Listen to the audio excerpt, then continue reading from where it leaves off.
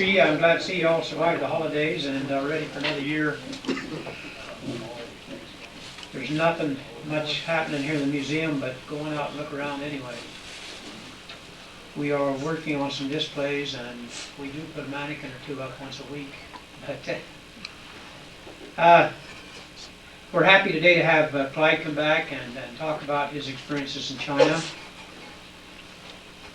These stories, as you know, are getting extremely rare. We have about 250 of them, and if any of you people want to do us a real favor, we can have DVDs made of them for about $13 a piece. And if somebody wants to write me a nice check, we'd be happy to present you a DVD. I'm looking right at you, yeah. But we do have them on tape, and I think it's probably the best collection in this country. This is a unique program. It's been very successful, and it'd be a shame to have these tapes fall apart on us. But Clyde, the hour is yours. You can just tell them anything you want to, and if you can defend your lives, why, just go for it. We just talk, and so we can get this mic adjusted. Just on that one. Do I have to push a button on it? No, it should be on the live, and you're live. Can you hear it? Well, that's good to hear. I'm alive.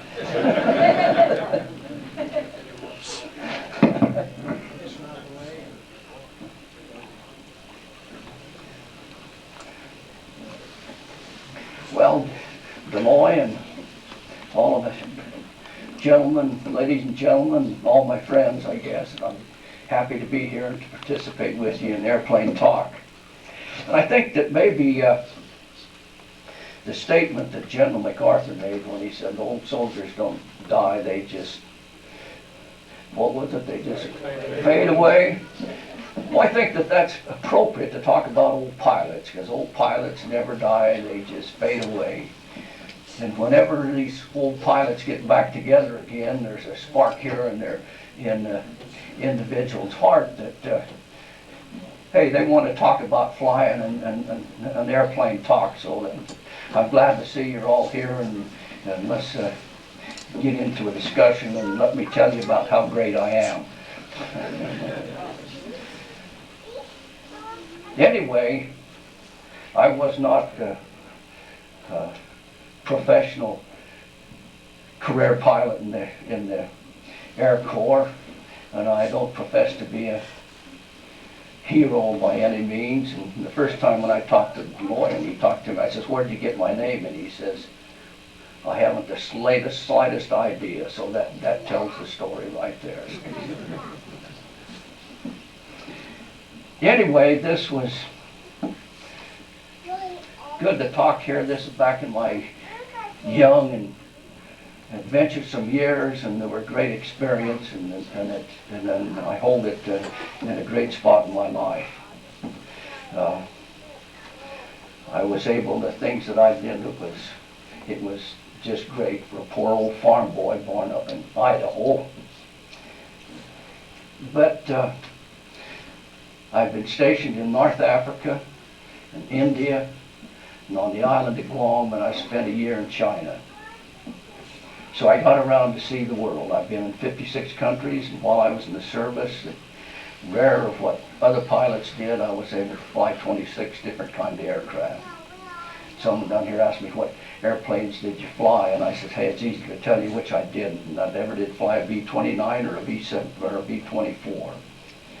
They're the only frontline aircrafts that the Air Corps had at the time that I didn't fly.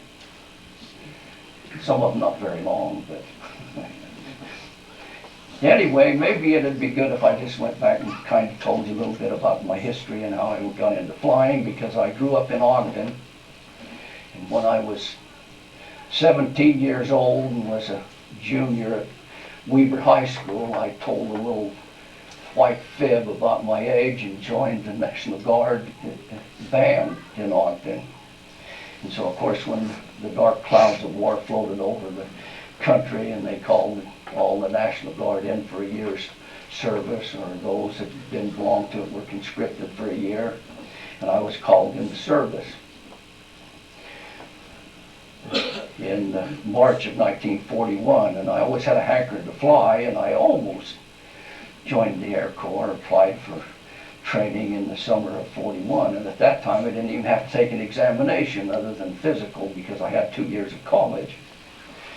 But I find something, what am I doing this for? If I get in there, they'll keep me in here for a year, 3 years, and if I don't, I'll be home pretty quick. So I didn't join the Air Corps. But when the war started, I immediately, as soon as possible, I applied to take the examinations to become an aviation cadet. Now that wasn't easy. Here I was a sergeant in the band in the Army, and I couldn't prove I was alive. Here I was born out in the boondocks and the sticks in Idaho, and there was no statistical record of me being alive. And I had to prove that I was alive. So, believe it or not, that took a while for me to do that, because I couldn't get a birth certificate. And finally, after I accomplished that, took the examination, then they said, well, stay in this outfit until we call you.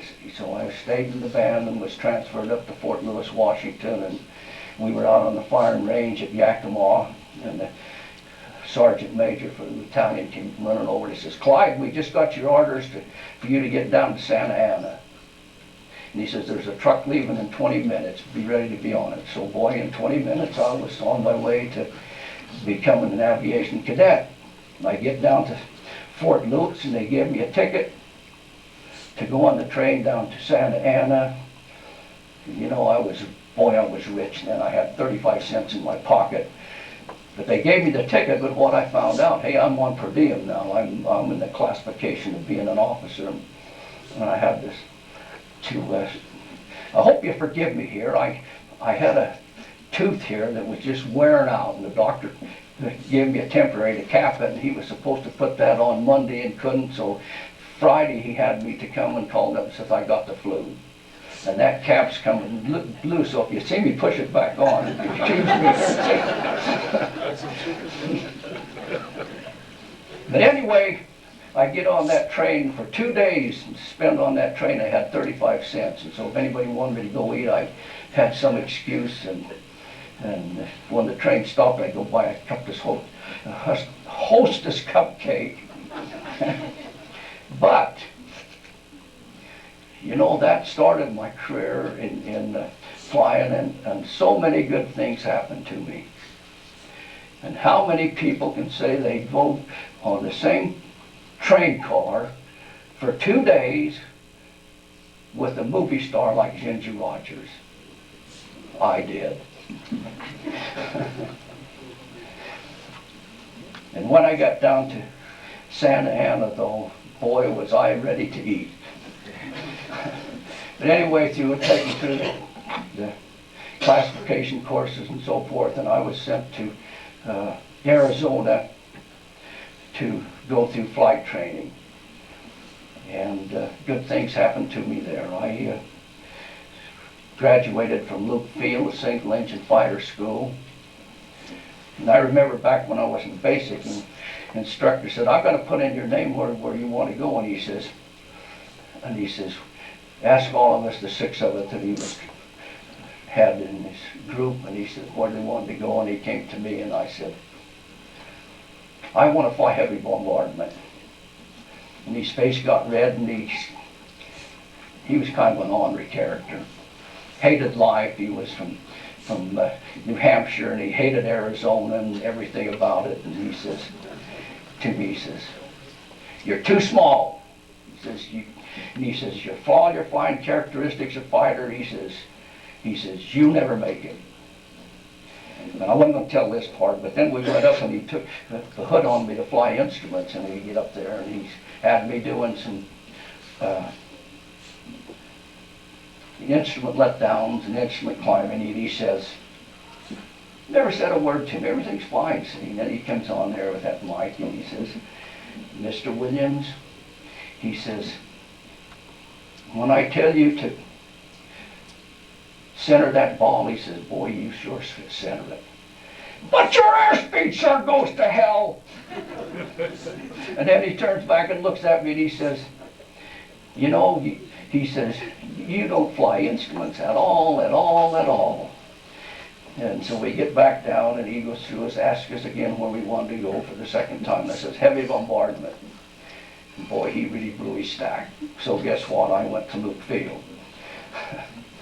But I had an instructor there that took a liking to me, or maybe a disliking, I don't know which, but he was determined that I was going to be an instructor. And every time he could get me in a corner to talk about, he'd talk to me about, for 5 or 6 minutes, about the psychology of instructing a cadet. So guess what? When we became upperclassmen, all the squadrons went to gunnery school, and I stayed in the special transition squadron, and I was going to be an instructor. And I didn't know what a good break that was for me at the time. But when we graduated, fortunately, they didn't need any instructors. And for those that was in that group, because we never went to gunnery school, we were assigned to the Air Transport Command. And to me, that was the best break I ever got in the service. And to start with,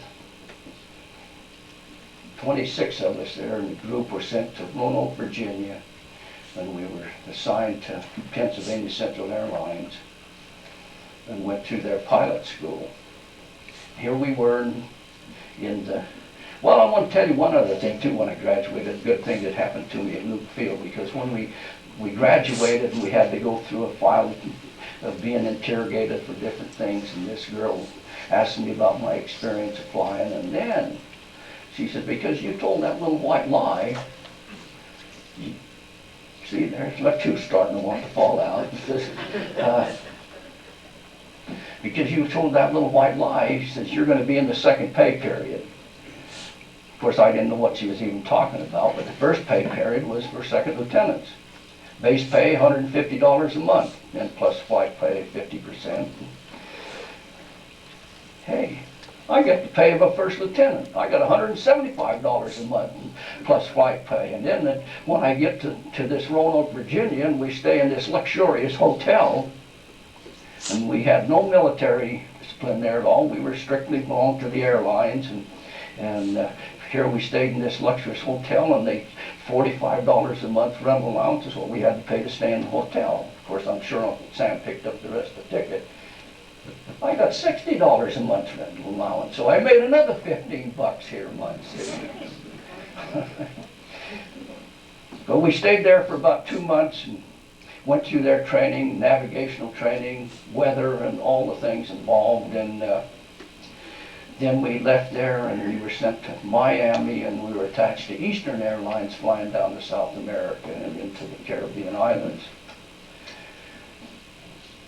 And when we got through with this, it cost Uncle Sam $25,000 a piece, and boy, that's a lot of money, about maybe, what, $300,000 now for that training. None of us had enough time to be a first pilot in the Air Transport Command.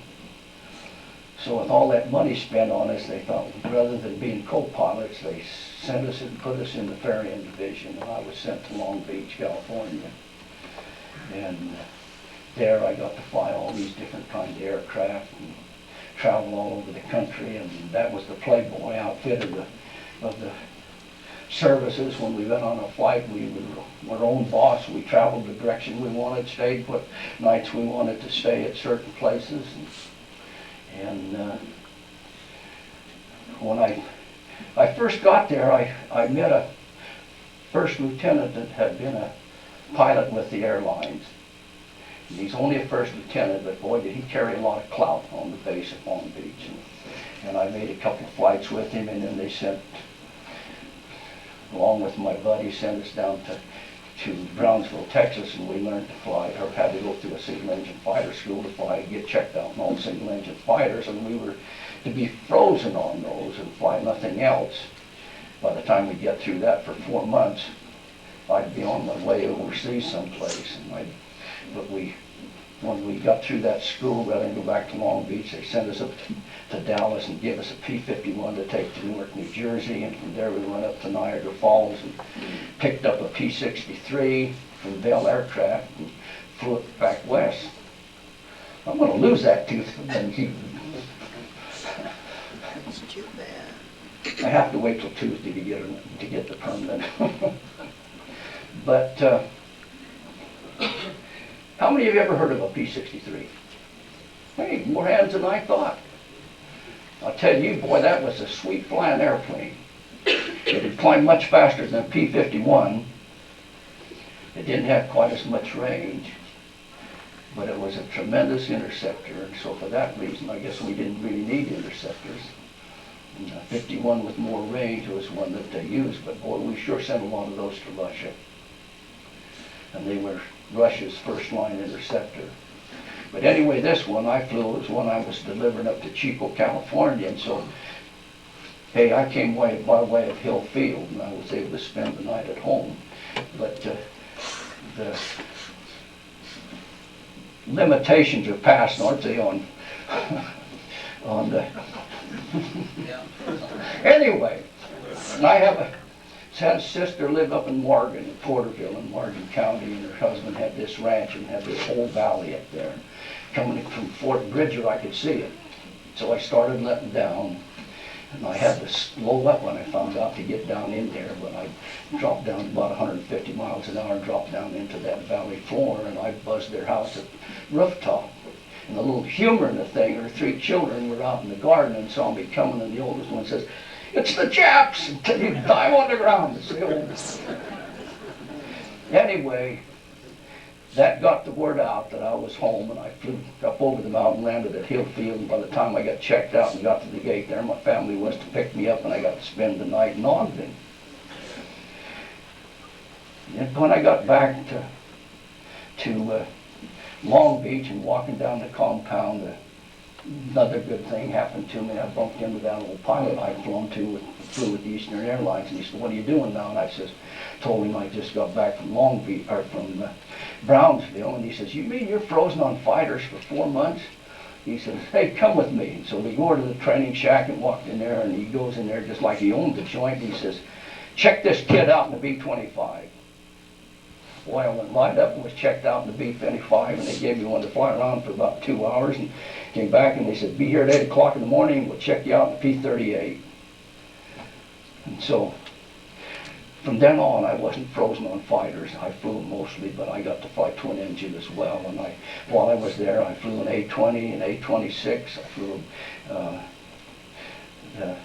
course, a B-25, and I flew an I just told you I flew an A-26. And so I got to fly quite a few different aircraft, but as soon as I reached enough flying time, boy, I was off to Reno to an OTU and C-46, and I was over in Africa. And I wasn't in Africa very long, a little less than 2 months, and I was transferred over to China, Burma, India Theater, and was assigned up to China. And here again was a good fortune hit me. I left Casablanca where I was stationed. Boy, I'd scare you if that tooth falled out, so I'm going to try to keep it in. But I was a passenger on an ATC plane flying over to India. And we flew over Israel. We hit a storm, and it was a pretty good one. But I don't think it was bad enough that we should have turned around. But the pilot, who was a classmate of mine, was scared him to death and had me up there in the cockpit with him flying the airplane, and he went back to Cairo, Egypt. And I had a little cold, nothing, just more than the sniffles, but I couldn't equalize the pressure in my ears. And when we landed, of course, I went to the flight surgeon. It took him about 2 seconds to clear that up, and he grounded me for a week. And there was another fellow there I knew about the same situation, so I got a week's vacation in Cairo. Never been there before, never been there since. Then when I left, I was on a crew flying a C-47 over to India, and they had to land at the maintenance base to go through some changes to fly in that climate. So we landed at the maintenance base at Agra where the Taj Mahal is. And while they were waiting to make those changes, which was about another week here, I was on a vacation there and over at Old Delhi to get to see some of the old some of the old castles that the Maharajas had built in the past. And I've never been back to Agra again either. But then I was over in China. Hey, there's a good man. Thank you. Hope it don't wash it down your throat. Oh, it better not.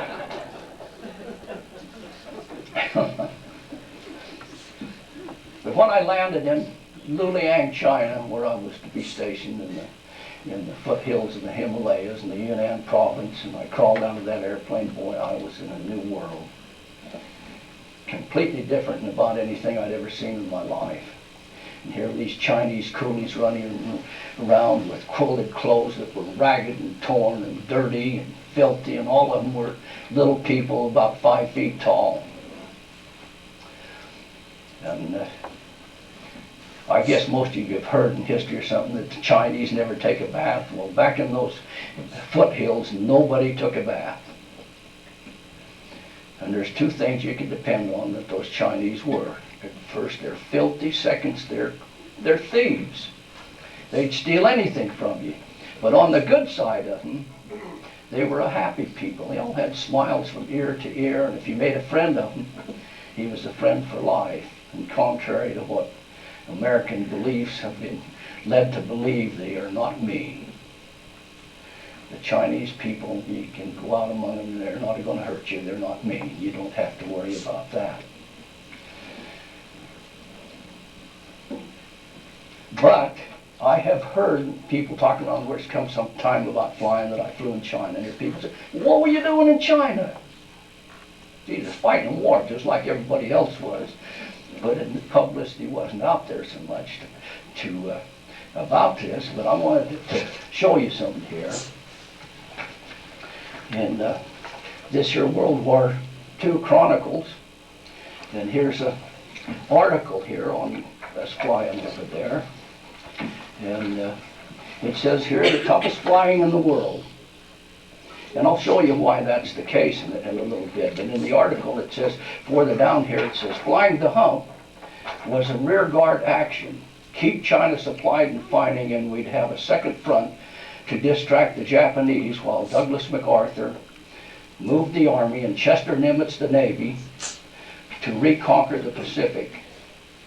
A few thousand men and machines were expendable, and the pilots paid a heavy toll. Jap Zeros shot them out of the sky, the engines fell off, and they parachuted into headhunter country. They smashed into mountains, and the violent weather got them.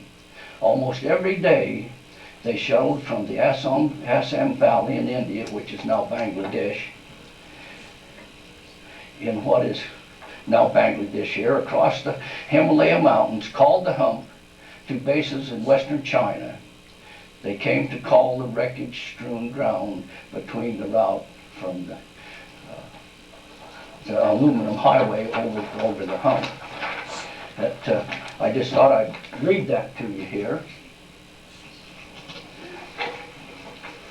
And I've got a book here to show you a bit about what the Himalayas are. And I had a nephew that gave this to me. The thing up here says marked $125, and it's autographed. Now I want you to see that autograph. And this little red-headed guy over here that's asleep, he's the one that autographed it. Jason, would you catch it up here and help me? This is Jason Norton, my favorite grandson. I'm his only grandson. Okay, just stand over there and help hold that up so we can see it. Just going to spread that out and see. Give you an idea of what the Himalayas are like. Let's get this one.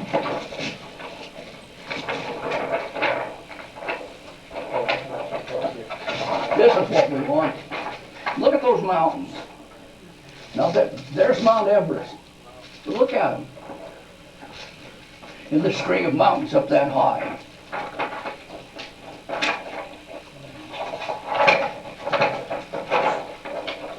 Let's open up a couple more here, too.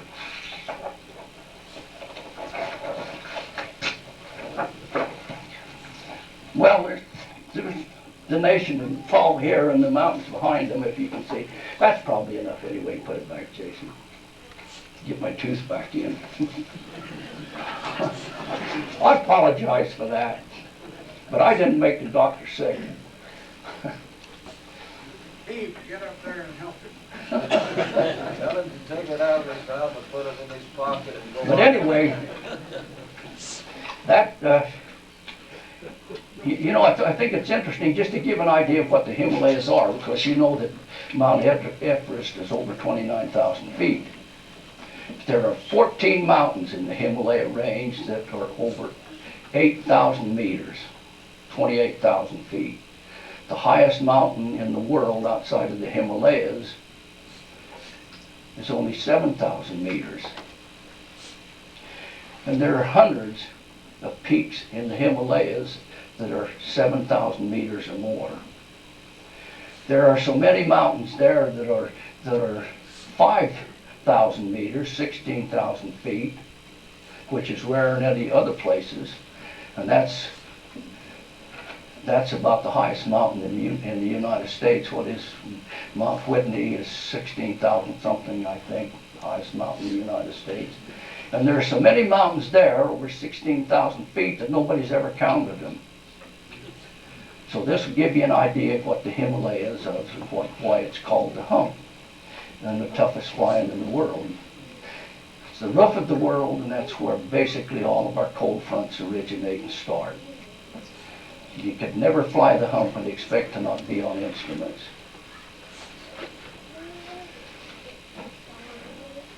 And so, as I said, I am known as a hump jockey, and I also flew to the northern areas in China and to the front areas, and where Claire Chenault was the commanding general, and because of that I also received the right to be called the Flying Tiger.